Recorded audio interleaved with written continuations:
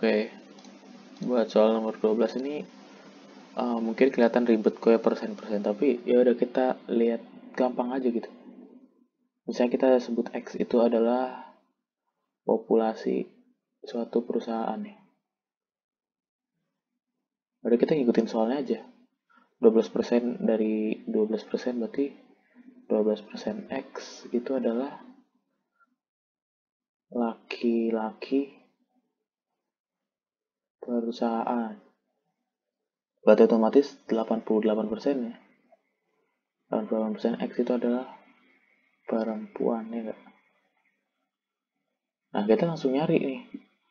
Langsung aja kita lihat jumlah pegawai laki-laki yang belum menikah. Nah, jumlah pegawai laki-laki yang belum menikah. Nah, kita kan dikasih lagi nih.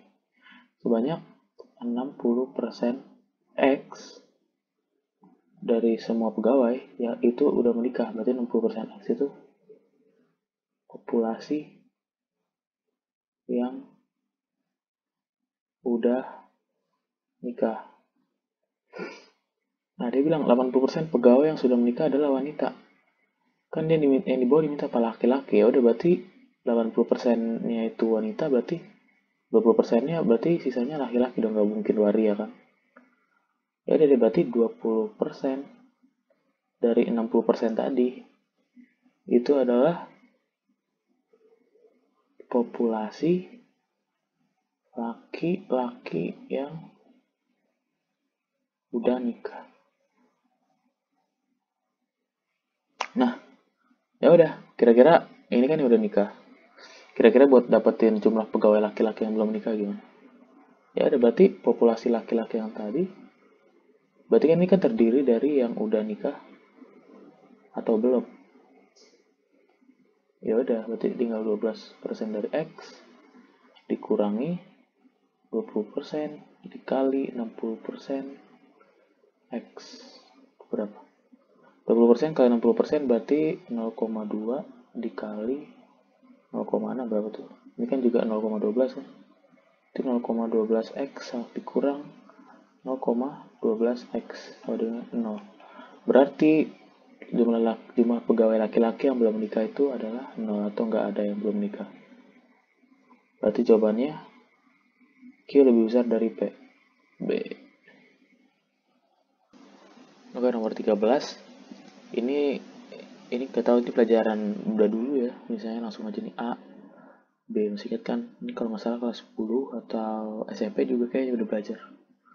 Misalnya ada 8 anggota, B-nya ada 3. Ya ada berarti pemetaannya gimana? Gini bisa, gini bisa, gini bisa, ya kan? Kecuali nggak boleh ini dari sini bercabang tuh nggak boleh, itu pemetaan. Nah udah deh kalau kayak gitu langsung aja rumusnya itu kalau misalnya pemetaan dari A ke B, ya udah. Kalau A ke B berarti N A, sorry, berarti N B pangkat N A. Ini N tuh maksudnya jumlah anggota ya. Kebalikannya juga kalau dari B ke A itu berarti NA dipangkat NB ini. Berarti kalau ini A ke B berarti berapa sih? A ke B berarti B-nya yang di bawah berarti 3 pangkat 8. 3 pangkat 8 berapa guys?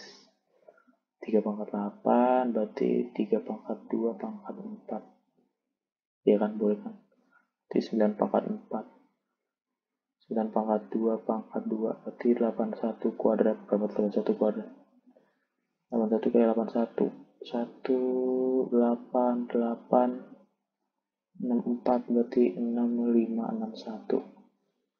Ini 6561 8 pangkat 3 6 kali 8 4 kali 8. Oh jauh dong, berarti jawabannya adalah A ke P lebih besar dari Q. A. Oke, nomor 14 guys. Nomor 14 langsung aja nih. Dia diketahui sumbu parabola fx kuadrat, berarti udah tahu kan? Pasti parabola kayak gini, x kuadrat. Nah, terus G merupakan suatu garis nih. Nah, dia minta ini soal-soal yang sering ada di UTBK juga ya, pernyataan 1, pernyataan 2 kayak gini. BTW nih, kalau misalnya A itu 1 benar, B itu 2 benar, C itu 1 bisa benar, 2 bisa benar. Kalau D itu dua-duanya dibutuhkan. Berarti 1 dan 2. Kalau E berarti dua-duanya salah. Udah deh. Nah, kita lihat nih, garis G memotong sebuah X positif. Kira-kira kalau memotong sebuah X positif dari G kan bisa aja dia garis, misalnya ini kan sebuah X positif kan yang ini ya guys. Kalau misalnya dia begini, dengan kemiringan tertentu dia kan juga tetap aja nggak bakalan bisa, maksudnya bisa nggak memotong si ini kan, si kurva X kuadrat. Nah, kalau misalnya garis G memotong sumbu Y positif. Nah, kalau ini dia mau kemiringan gini, gini, gini, gini, tapi dia kan di sumbu Y positif tadi kan. Jadi tetap bakal memotong. Jadi satu nggak valid, 2 emang bisa. Berarti ya udah jawabannya B, 2 benar. Oke, buat soal nomor terakhir.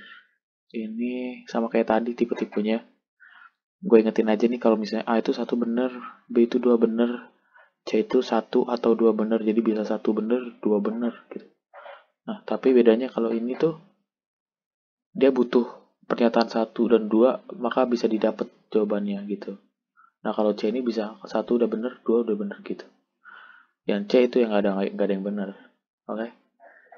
Oke, langsung aja. Ini gue udah bikin lingkaran yang lebih gede, lebih easy. Dia minta gede ODC, ODC berarti di sini. Dia minta ini nih. Nah, dia dapat kalau diketahui sudutnya COD 110. Kira-kira bisa nggak guys? Bisa. Kenapa? Ini berpelurus guys. Kalau berpelurus berarti ya tinggal 180 dikurang 110. Berarti ini 70. Nah, udah kayak gini aja guys. Enggak. Karena masih ingat kan nih, ada namanya sudut istimewa lingkaran ini sama ini tuh berhubungan. Jadi si ini tuh adalah setengah dari sudutnya AOD.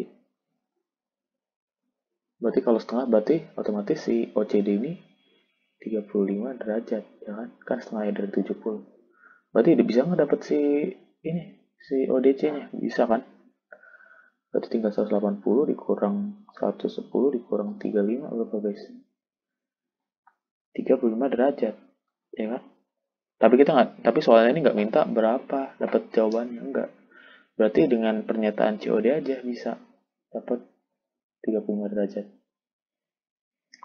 Next, AOD tambah ABC 130. Misalnya kalau AOD aja tambah ABC itu 130.